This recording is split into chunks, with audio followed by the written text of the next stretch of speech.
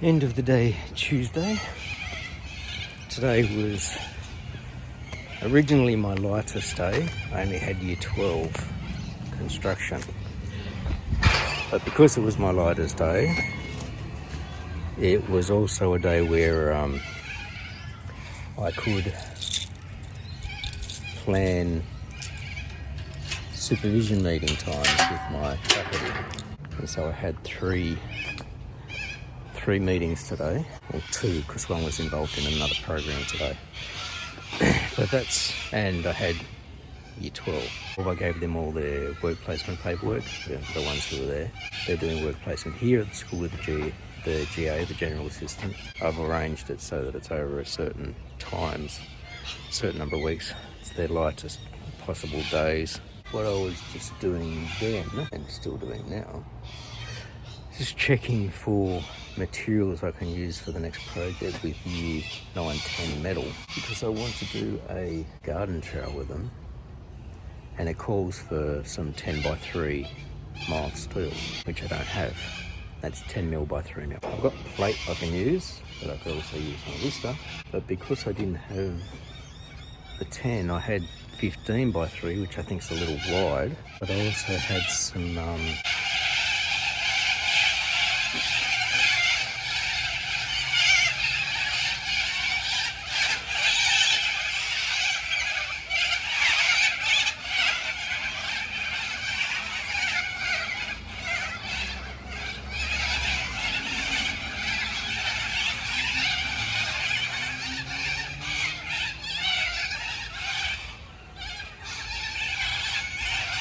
gorgeous watching those, but these are loud. I've got some 8mm rod, I've got some 12mm rod, I've got some 10x10 bar. I would use any of those, and we can just adjust the design slightly. I think I'm going to have a look at the garden trail that I've got at home, just see what a commercial one uses and use something that's close to it. Year 11 did prac well yesterday, had the stage 5 metal and stage 5 timber class as well. Still trying to get that area organised in the workshop. Trying to keep the toolboxes organised, which is proving a little bit difficult at times when the kids keep not putting their tools back in the right toolbox. They often usually grab the nearest tool. It might not be a tool out of their toolbox, and then it goes back into their toolbox. I found one toolbox with 3 hammers. Yesterday I just pulled them all out. I've still got some of those kids. Looks like basketballs on tonight. Some people arriving. Pulled all of the toolboxes out. Some of the kids are still building the shelf for me, the shelf frame. Turns out they'd missed all of the small split washers, so they were putting those into all the bolts that needed them. Trying to get all of the class finished on the dustpan before moving on. A lot of the students still hadn't done some of the safety tests. They were doing that yesterday. There's a good chance that we could get started. The garden trail design calls for riveting the handle to the trowel, and I'd actually like to introduce them to brazing maybe, because I have another project which is a little more suited to hand riveting, like not pop rivets, but actual hand riveting, painting over the tops and stuff. The puppy that we were having a meet with on Sunday, he was adorable, absolutely adorable. On his piece of placard it said, "Pug cross Jack Russell." But when my wife looked at him when she was having the first meeting, she said to the girl, "I think he's more pug cross pit, a pit bull or maybe a staffy." And they looked at him and went, the shape of the head and the muscles and that sort of stuff, and went, "Yeah, maybe so." He was about 50% heavier than Batman, 2 to 3 years old, so still very much a pup. And he really wanted to meet Batman. They were a little bit indifferent to each other. But when he went up to sort of sniff a Batman, Batman had let it a little bit, and then he sort of at him. And when he would, the other dog, Gizmo, would step back and he'd sit, or he'd go across to the handler and like get a bit of reassurance, and he'd turn around and sit, and like he really wanted to meet Batman, but he was being very respectful. And a little later, Batman actually did let Gizmo sniff at him, really good sniff. Then afterwards, Gizmo got a little bit excited and Batman gave a little snap type thing. And my wife said, and I kind of agreed, if we didn't have a dog at all, we would have adopted him. He was gorgeous, and he was like still required a bit of training and that sort of stuff, but he already had that respect for elder dogs and that sort of thing. We were concerned that like, because Batman sort of gave a little bit of every time, so it was like, I'm not interested. And we thought like, if we'd got him home, what if Batman sort of persisted with that dominance, go away, I'm the boss type thing, and one day when Gizmo was older, Gizmo decided not to back down. He was considerably bigger, and Batman might get hurt. Like, he's bigger and younger, so Batman would likely get hurt. So we think we just need to keep looking and try and find Batman a sibling that's same size, probably maybe similar age, possibly just a little bit younger, but not quite two, even maybe smaller, since that's what he's used to. He was either an only dog or he was with Sam, who was smaller. I'm meant to have year 12 right now, but I've just come on to mark the roll, and all of my students are either away or on an excursion today. I've had double year 11 today, period 1 and period 3, so I just finished with them again. I did want to move on with some specific theory on doing the a job safety analysis, but while some of the others were still finishing their prac, that's kind of a priority. So the other ones who had finished, I had them on the laptops doing other stuff online. Now I need to go and create some more theory for them to help them with the stuff they need to do online, which I think I'll do now since the year 12 aren't here. And I've got year 9, 10 medal this afternoon. We're going to be hopefully getting the rest of that shelving framing done and slide it back against the wall where it needs to be. They need to reorganise their toolboxes, because I was so often just finding random number tools in their boxes. So I've taken all the tools out, set them out on the benches, and they're going to find their tool, put it into their toolbox until they have every tool they need. And I know some are missing tools, and this is the way I'm going to find out which ones are missing, rather than me doing it all the time. I'm kind of killing time at the moment because it's raining and I've got to go through the rain to get back to the staff room. Take my folders back with me so I can try and make sure I'm staying organised.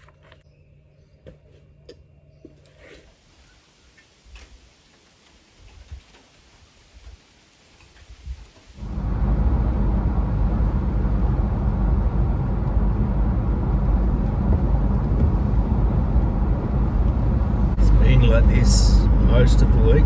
I know that the rain has been really bad up along the central and north central coast, Newcastle up to Port Macquarie. Lots of flooding, bad flooding. One of my staff lives up the central coast, and she said there's like roads blocked and different ways of getting in and out type thing. A school day on a day like this, kind of miserable. Playgrounds become unusable, so the kids don't get to get out energy as much during recess and lunch. I mean, we do have the big undercover basketball and volleyball courts now, so students do go out there, but the quads, the oval, all of that sort of, it's not available. And then just getting to and from classes, especially if you're in separate building areas, you get wet going to class. Like my construction space, you can't get to and from the construction space without going out where you're not undercover. Just trying to get across to the trade school, you're not undercover. Whereas in the other block, you're either just walking from your staff room across to your room indoors, or with Kappa, they get to walk undercover to the classrooms. Our other workshops you can get to fine, but the two spaces I'm working in this year, you can't help but get wet if it's raining. Kids say that too, like the bell's going to ring soon, and they look out the door of the construction space and they go, "Oh, it's raining." They're sort of waiting to be able to make the run around to the walkways. First world problems, really, isn't it? First world problems. And when I got home today, the pond was basically extending out into the yard. When there's that much water in the front yard, I get worried about under the laundry. When I came down into the laundry, I found this. Nothing looks unusual here. This is just inside the doorway, and it's because, let me just shine a torch down here. This is the area right outside the laundry.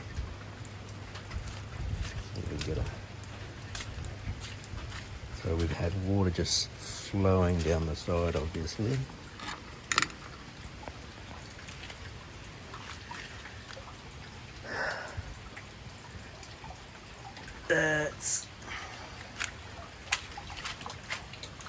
That's flowing rather liberally. Yeah.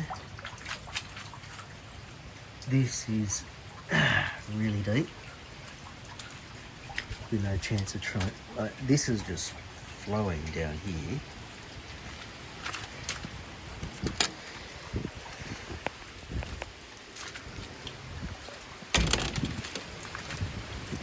Yeah, you can see this.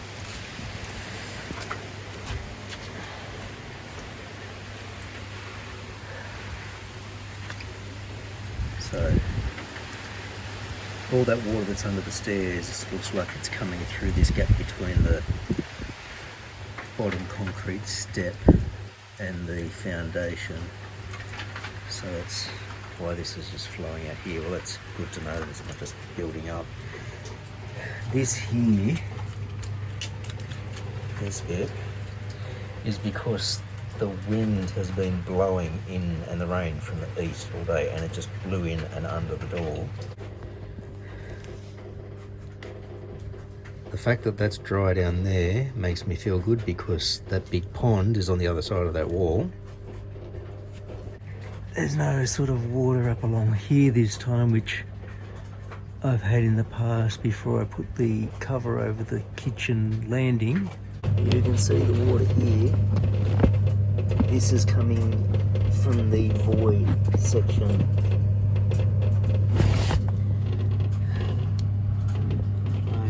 Here from the other side of this wall, that's in that void section. Now that's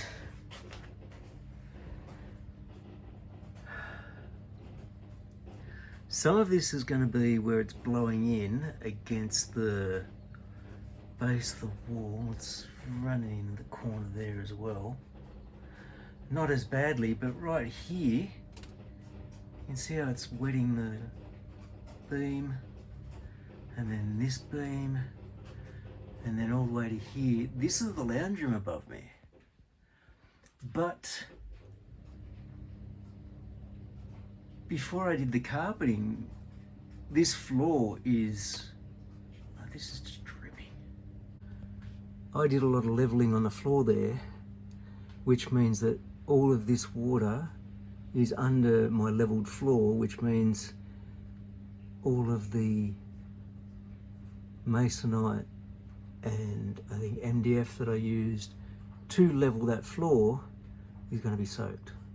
This is the end of the deck. You can see where water runs along the decking board. It's just a really poorly designed house. I know, there's just not the flashing isn't right in spots. And I've got to fix it. I was getting ready to just prep all the material for the class. But mid-thought I'd actually like the kids to do a lot of this themselves. I'm setting up the guillotine. Actually, this one's the super shear. I'm setting up the stopper at 140, and I just moved it then.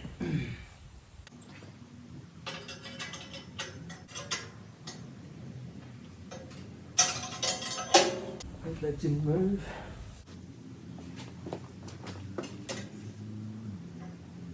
Setting the stop plate. It'll just help eliminate unwanted errors, in my view. Frustration from the kids when something doesn't go right. Really need an open-ended screw. Or one without the bend in it. This could be slightly off. I think I'm about a mil off the.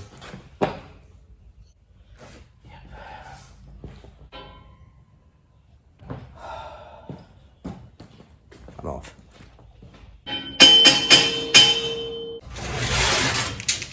Forgot it had the fine adjustment. Yeah. Alright. Let's see how this goes.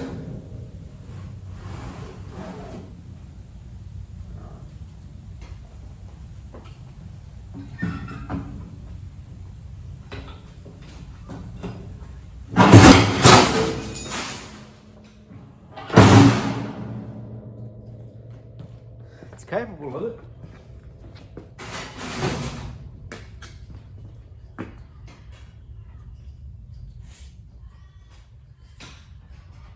It's actually a nice cut.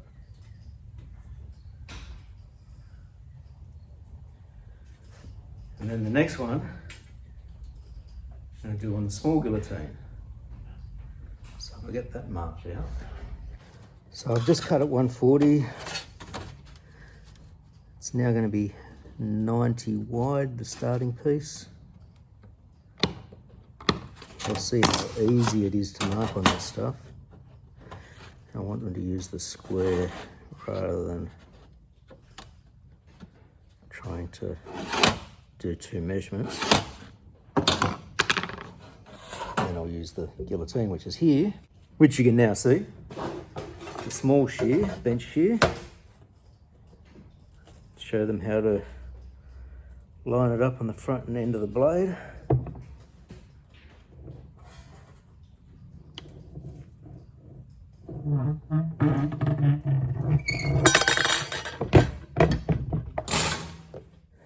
And that's their starting piece. So they got that.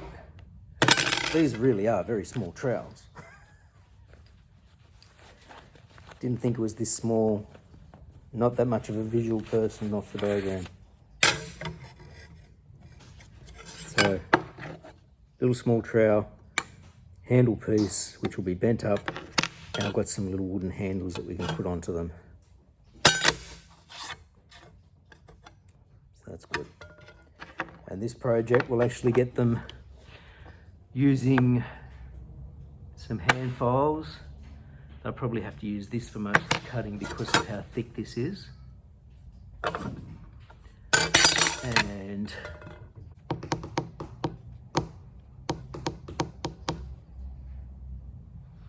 yeah, the diagram said for the handle piece to be 90, which means it'll be about that big.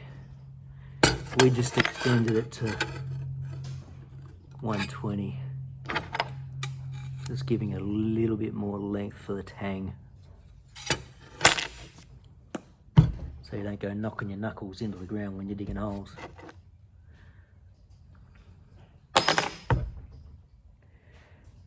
It's Friday. It's period 4 now. It's almost halfway over. These are the sort of things that you've got to do as a industrial arts teacher or a technology teacher. Find the materials, prep the materials. Like the stuff we're supposed to have is The diagram calls for 10 by 3. This is 15. But that'll just give them a little bit more practice with the file shaping it.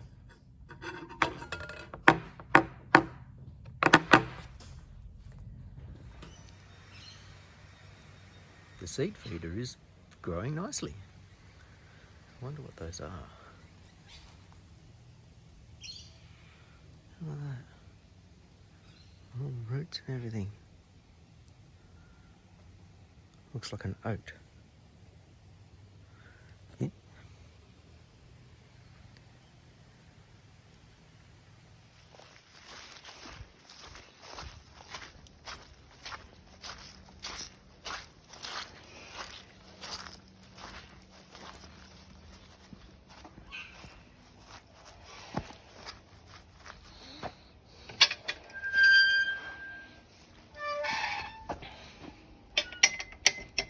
Again, you can see how far the water came up here, up to the drain.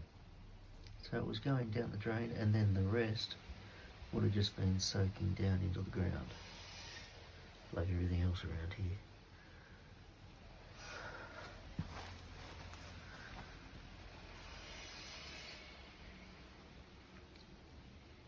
Unless the siphon's actually working, but I doubt it.